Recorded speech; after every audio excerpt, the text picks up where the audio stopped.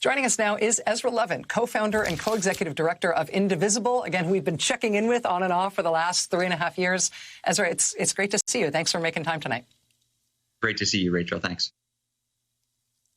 So this sort of feels like a job for regular citizens, but also a job for people who think strategically about these things in terms of what works and what doesn't.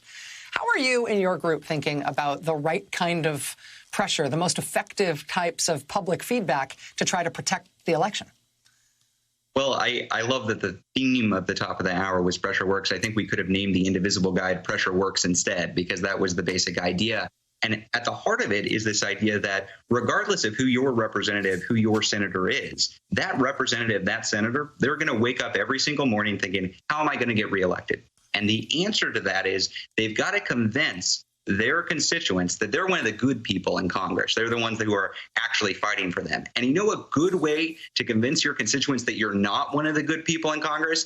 It's to attack the United States Postal Service. As you covered, the United States Postal Service is incredibly popular, not just among Democrats, among independents, among Republicans, among folks in rural areas, suburban areas, exurban areas.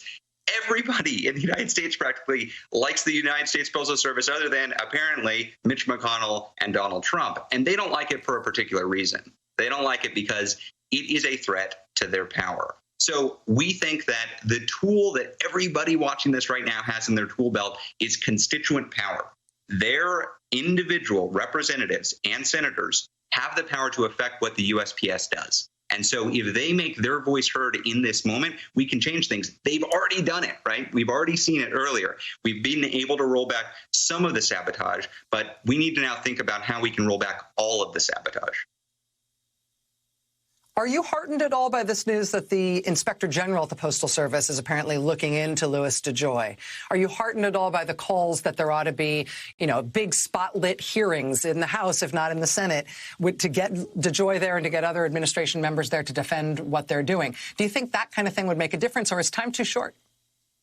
Look, time is short, so I think it's great that the Inspector General is launching an investigation, but we don't have enough time. Currently, the hearings that are scheduled in the House of Representatives, which I remind you is controlled by the Democrats, they're not scheduled for another month until September. Now, there are representatives like Ayanna Pressley who have called for the House to come back from vacation to start hearings immediately. And I think that's a good idea. I think they should do that. I think as soon as next week, we could see emergency hearings and haul DeJoy in front of committee members. I'll haul him in front and have him answer for what he's done. And if he's unwilling to come, then haul his bosses in. There are 6 members of the Board of Governors of the Postal Service. They should also come and answer for what DeJoy is doing. That is power that House Democrats have, and I think they should use it. So really, right now, it doesn't matter if you got a Republican, an independent, or a Democratic House member or senator.